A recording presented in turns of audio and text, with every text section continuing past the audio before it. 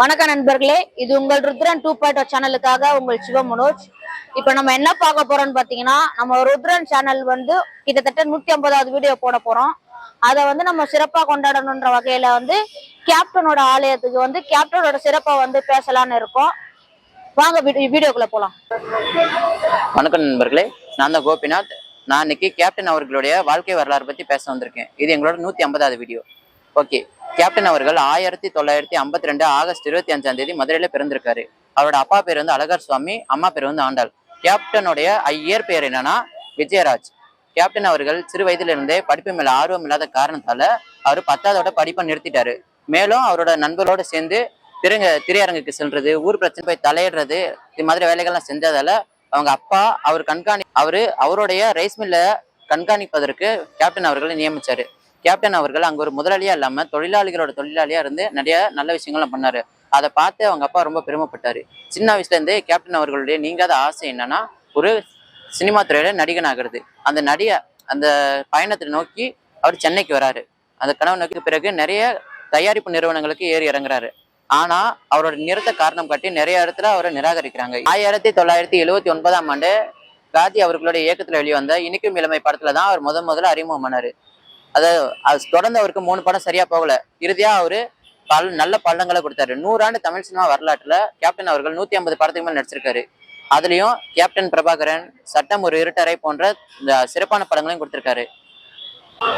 இறுதியாக கேப்டன் அவர்களுடைய அரசியல் வாழ்வு எப்படி இருந்துச்சு என்பதை பற்றி சக மாணவர் லோகேஷ் அவர் கூறுவார். நன்றி, வணக்கம்.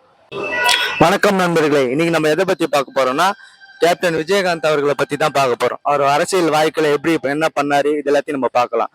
தன்னோட ரசிகர் மன்றத்தை நற்பணி மன்றமா மாத்தி நிறைய பேருக்கு உதவி இருக்காரு. எம்ஜிஆருக்கு அடுத்து தனியா ஒரு கட்சி தொடங்கி மாபெரும் வெற்றியை கண்டவர் யாருன்னா கேப்டன் விஜயகாந்த் அவர்கள். அது மட்டும் இல்லைங்க, 2005 செப்டம்பர் 5 மதுரையில் ஒரு மாபெரும் மாநாட்டம் நடத்துறாரு. தேசிய முற்போக்கு திராவிட கழகம்ன்ற தன்னோட கட்சி பெயரை அந்த மாநாட்டுல தான் முதல்ல சொல்றாரு. 2011 திமுக ஆட்சிக்கு எதிராக நிறைய போராட்டம் பண்ணாங்க, நிறைய எதிர்ப்புகள் வந்தது. அது வரைக்கும் கூட்டணி கட்சியில இல்லாத விஜயகாந்த் என்ன பண்ணாருன்னா சேலத்துல ஒரு மாநாடு நடத்துறாரு. அந்த மாநாட்டுல கூட்டணி கட்சியில சேர போறதா சொல்லியிருக்காரு.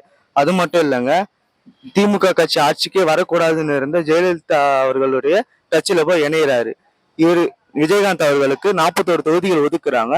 அதுல 29 தொகுதிகள்ல தேமுதிக கட்சி வெற்றி பெற்று திமுக கட்சியை பின்னுக்கு தள்ளி எதிர்கட்சியா வந்திருக்கு. அது மட்டும் இல்ல, தேர்தல் முடிஞ்சு சில நாட்களிலேயே கூட்டணி கட்சி வந்து முடிஞ்சிருது. எதனாலனா சட்டமன்றத்துல ஒரு சில கருத்து வேறுபாடால அதிமுகவுக்கும் தேமுதிகவிற்கும் நிரந்தரமாக கூட்டணி கட்சி பிரிக்கப்படுது. கூட்டணி கட்சி பிரிஞ்ச அப்புறமா தேமுதிக கட்சியோட தலைவர் விஜயகாந்த் அவர்கள் தனிச்சா போட்டியிடறாரு. அவர் போட்டியிடறப்ப ஒரு அதிகமா இந்த மக்கள் யாரும் ஆதரவு தரல.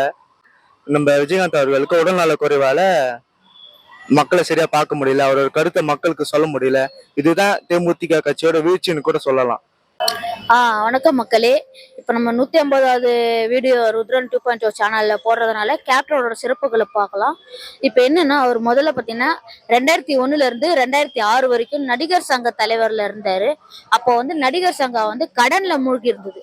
அந்த நடிகர் சங்க கடன்ல இருந்து மீட்டெடுத்தவரே நம்ம கேப்டன் தான். கேப்டனுக்கு வந்து ஒரு என்ன வரும்னா, நம்ம கேப்டன் வந்து ரஜினிகாந்தை போய் பார்க்கும்பொழுது அவருக்கு கொஞ்சம் வேலை காரணமா இருந்ததுனால அவரால் போக முடியல. அதனால கேப்டன் ரஜினிகாந்த் வீட்டு வாசல்லே உட்காந்து ரஜினிகாந்த் கூப்பிட்டுட்டு அந்த நடிகர் சங்க எதிர வந்து திறந்து வச்சார். இது எவ்வளவு கேட்கவே பிரமிப்பா இருக்கு நண்பர்களே. அடுத்ததா பாத்தீங்கன்னா, நம்ம கேப்டன் அவர்கள் வந்து காலப்போக்கில் வந்து நம்ம மக்களுக்கு நிறைய உதவி செஞ்சிருக்காரு. அதாவது மதிய உணவு வழங்கணும், அந்த உணவு இது பண்றது காலங்காலமா நடந்து கொண்டு இருக்கிறது. இப்படி அவர் உணவு கொடுக்கும்போது ஏழை எளிய மக்கள் வந்து வயிறார பசி ஆத்துறாங்க. இது வந்து அவருக்கான புண்ணியம் சொல்லலாம். அடுத்தது அவருடைய சமூக வாழ்க்கையில பார்க்கும்போது நம்ம மக்களுக்கு நிறைய நலத்திட்டம் பண்ணியிருக்காரு. அதுக்கு இல்லாம ஏழை எளிய மாணவருக்கு வாழ்க்கையில வந்து நிறைய சமூக நல்லதையும் செஞ்சிருக்காரு. ஒண்ணு, நம்ம கேப்டன் அவர்கள் வந்து 2001 பாத்தீங்கன்னா ஆண்டாள் அழகர் அவர்களுடைய பேர்ல வந்து அவங்க பெற்றோர்கள் பேர்ல வந்து ஒரு பெரிய பொறியியல் கல்லூரி திறந்திருக்காங்க. அந்த பொறியியல் கல்லூரியில வந்து ஏழை எளிய மாணவர்கள் படிக்கிறதுக்காக இலவசமாக பண்ணியிருக்காங்க. கேப்டன் அவர்கள் பல விருதுகள் வாங்கியிருக்காங்க. அதுல பாத்தீங்கன்னா பத்ம விபூஷன் சொல்லிட்டு ஒரு விருது கொடுத்திருக்காங்க. அது வந்து குடிமகனுக்கு சிறந்த விருதுன்னு சொல்லுவாங்க. அந்த விருது அவர்கள் கொடுத்திருக்காங்க. நம்ம கேப்டன் அவர்கள் வந்து 2017 இருந்து தைராய்டு நோயால பாதிக்கப்பட்டிருக்காரு. அதனால அவருக்கு பல நோய்கள் ஏற்பட்டதுனாலதான் அதை செக் பண்ணும்போது 2019 கொரோனா இருந்தது. கொரோனாக்கு அடுத்தது பல நீரிழிவு நோய் வந்தது. நீரிழிவு நோய்க்கு அடுத்தது பாத்தீங்கன்னா கல்லீரல் செயல்பாடு, இந்த மாதிரி நிறைய நோய்கள் வந்ததுனால அவர் ஆள் ரொம்ப ஒடுங்கி போயிட்டாரு. அதில் திரும்ப நம்ம கல்லீரல் நோயில அவரை ஹாஸ்பிட்டல் அனுமதிக்கும் போது கொரோனா இருக்குன்னு சொல்லி உறுதிப்படுத்தினாங்க. காலப்போக்கில் நம்ம டிசம்பர் 28, 2023 அன்று கேப்டன் அவர்கள் 71வது வயசுல காலமானாரு. கேப்டனோட பெருமையை சொல்லணும்னா ஒரு நாள் கூட பத்தாது, ஒரு மாசம் கூட பத்தாது, அந்த மாதிரி இருக்கும். எப்பவும் கேப்டனோட நினைப்புல சிறப்பா இருக்கட்டும் சொல்றோம். இது எங்க ருத்ரன் சார்பாக கேப்டனுக்காக வாழ்த்துகிறோம். நன்றி. ஹாய், வணக்கம் மக்களே. இப்போ நம்ம எங்க இருக்கிறோம் அப்படின்னு சொல்லிட்டு அதாவது மக்களால் போற்றப்படும் ஒரு மறைந்த மகத்தான தலைவர், கேப்டன் என்று அழைக்கப்படும் திரு விஜயகாந்த் அவர்களின் அதாவது கேப்டன் ஆலயத்துல நம்ம இருக்கிறோம். மக்களை பார்த்தீங்கன்னா மக்கள் ஒரு வேண்டுதல் மாதிரி, அதாவது அவங்க ஒரு ட்ரெஸ் கோடோட இங்க வந்துட்டு போறாங்க. ஸோ உண்மையிலே பெருமையா இருக்கு. கேப்டன் பெருமையை நம்ம சொல்லிட்டே போகலாம், நிறைய சொல்லி இருக்கிறோம். இப்போ நம்ம இந்த லயோலா கல்லூரி மாணவர்களின் ஒரு இன்டர்ன்ஷிப் பயிற்சிக்காக வந்திருக்காங்க. ஸோ அவங்கள வச்சு அவங்கள சொல்லி அழகு பார்க்கணுன்ற ஒரே ஒரு ஆவலோட நம்ம ருத்ரன் 2.0 சேனல் அதற்கான முயற்சி எடுத்தது. இதுல சிறப்பு அம்சம் என்னவென்றால், இந்த வீடியோ ஒரு 150வது வீடியோ எங்களது ருத்ரன் 2.0 சேனலின். அதை நம்ம மறைந்த ஒரு மனித நேயமிக்க கேப்டன் அவர்களுக்கு எங்கள் ருத்ரன் 2.0 சேனல் சமர்ப்பிக்கின்றது. ஸோ அவருடைய அந்த முதலாம் ஆண்டு நினைவஞ்சலியாக இந்த 150வது வீடியோவை சமர்ப்பிப்பதில் எங்கள் ருத்ரன் 2.0 சேனல் பெருமை கொள்கின்றது. மீண்டும் அடுத்த நிகழ்வுகளுடன் உங்களை சந்திக்கும் வரை உங்களிடமிருந்து விடை பெறுவது அன்புடன் உங்கள் மூர்த்தி.